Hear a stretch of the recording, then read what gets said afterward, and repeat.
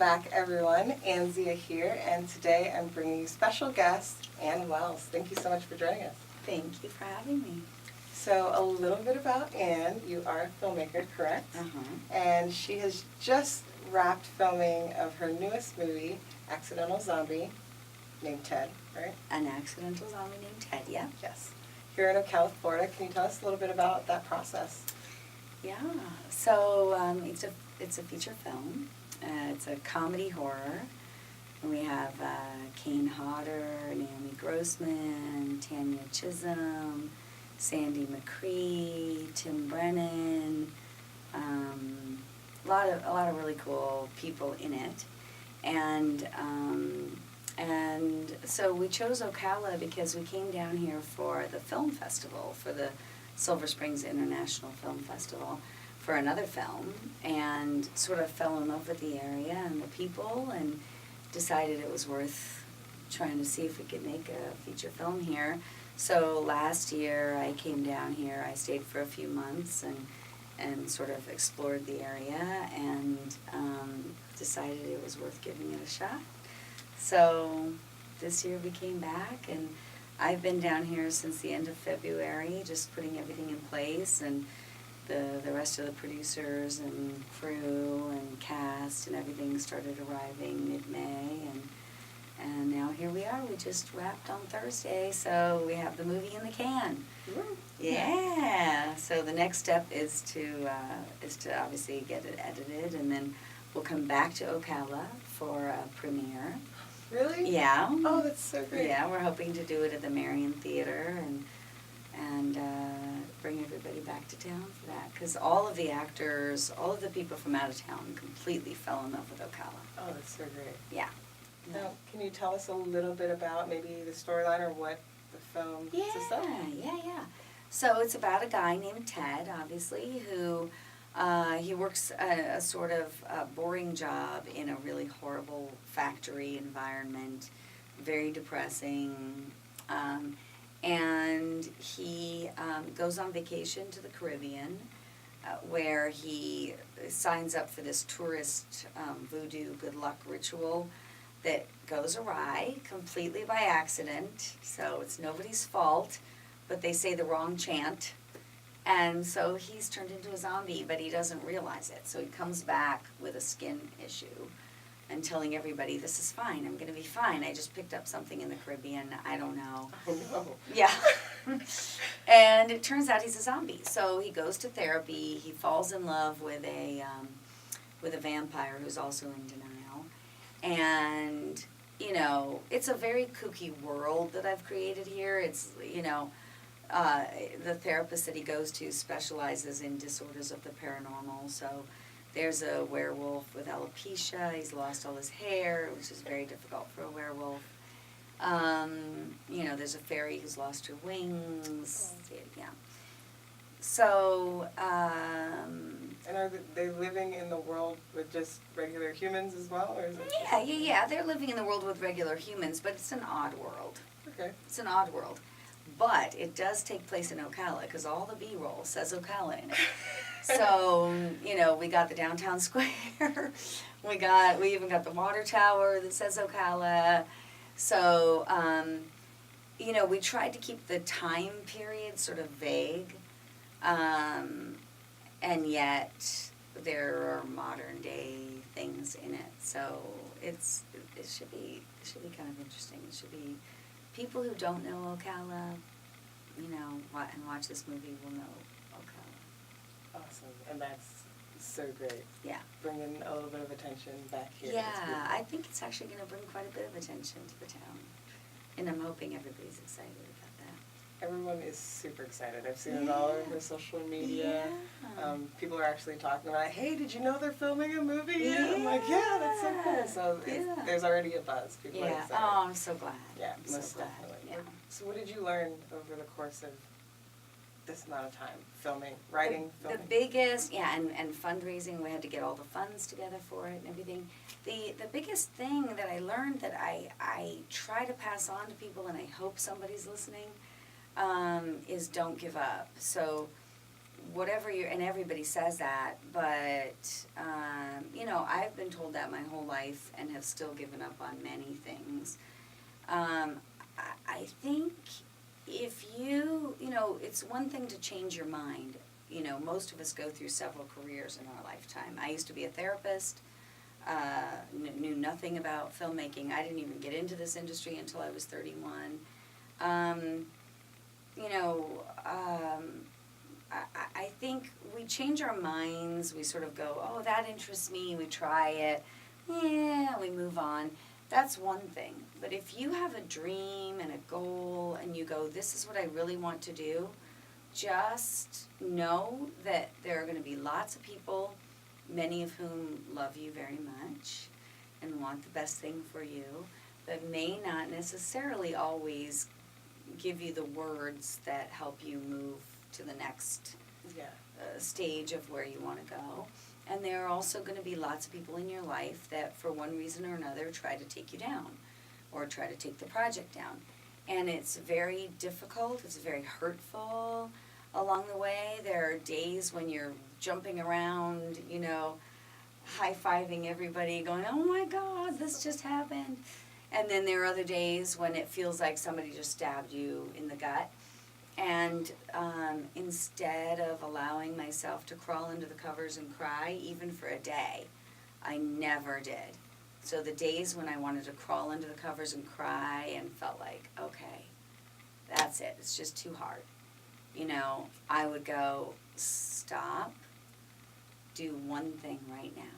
Do one thing. What is in your power to do right now? Is it sending one email? Is it making one phone call? Is it, you know, what is it that you can do right now that keeps this project on the tracks, even though it's just been hit by a Mack truck going the other direction? It's kind of like a refocusing yourself. And the other thing I did was I kept notes on my wall. So every positive thing that happened along the way, every person of, you know, repute that loved my script, everybody who said, you know, I want to help you do that, I want to do this, I would write that down and I would put it on the wall. And so that every time I got a rejection of some sort, no, this is never going to work. No, it's not good. No, we don't want to be involved. No. Every one of those, I could look up at my wall and go, that's okay. Put that one to bed. Look what you got. Yeah. That's awesome. And Yeah. look where you are now. Yeah. What are probably, over this experience, what's probably one of the best memories that you're going to take away from this? Oh my gosh.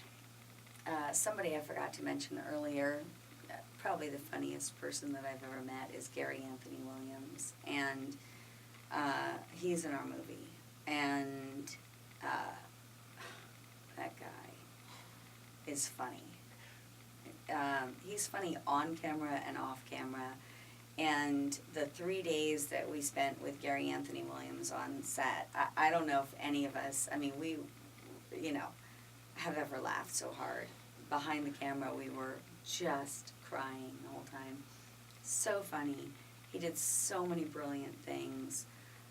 Sandy McCree, too, kind of bouncing off of him, and Naomi Grossman. I mean, you know, yeah, it's hard to say one thing because everything about it was really amazing and better than I could have imagined. The production values were so great. We had just, all of our production heads were pros and, you know, who came from, you know, really reputable, impressive places and had a lot of experience in this kind of thing. And so, you know, as a team, I mean, everybody made it just an amazing experience. You know, and we had a lot of Ocala folks that came and did behind the scenes, you know, video, and I can't wait to see all of that. And it was, the whole thing was just amazing. The whole deal. I like it.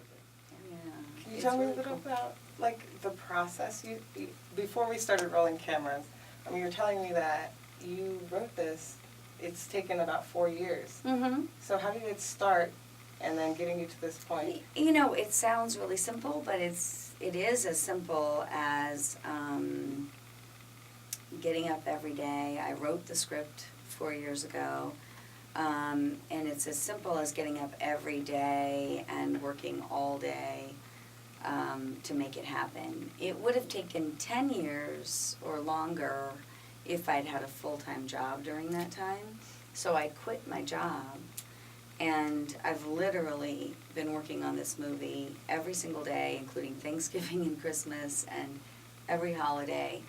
Every day, my husband can tell you, I'm up till 2 o'clock in the morning at least, every day. And this is what I do. This baby, this movie has taken that long to do, but it's actually kind of miraculous that it only took 4 years. It's possible that this film could almost serve as a pilot for a TV series because it's so full of very strong characters. So it's possible that the next step is writing the treatments for the TV series or the next movie. I'll know. Is that the direction you want to go? Do you want to go TV series or? I don't know yet. I don't know. Mm-hmm. Okay. We'll see. Staying open. Staying open. I know that it's going to come to me. Yeah. I like that. Yeah. Who are some of your inspirations coming up into the film industry? Oh my gosh. I'm not one of those people that watched a lot of movies and television. I was a single mom when I got involved in the industry, and so I didn't have any time to do any of that. I just knew I'd always been an artist and I'd always been a writer, and I needed to express myself, and so I'd been a painter, and I'd done a lot of other things, and I sort of discovered kind of accidentally, so to speak, that I loved this art form because of its collaborative nature. I love human beings. I love interacting with human beings, and I love studying human nature. And this particular art form is sort of a perfect combination of everything for me. Having been a therapist, having been a mom, all of and a writer my whole life, and I grew up overseas. We didn't have television, we didn't have any of that, so I just lived with my imagination and books and things, and so this was like the perfect way for me to sort of combine all of my life into one artistic kind of format. And so I would say there are movies definitely that have had a huge influence on me, and some of those are, initially Rocky. Great film. Huge influence on me. Star Wars, Young Frankenstein, Joe versus the Volcano, Memento, Shaun of the Dead.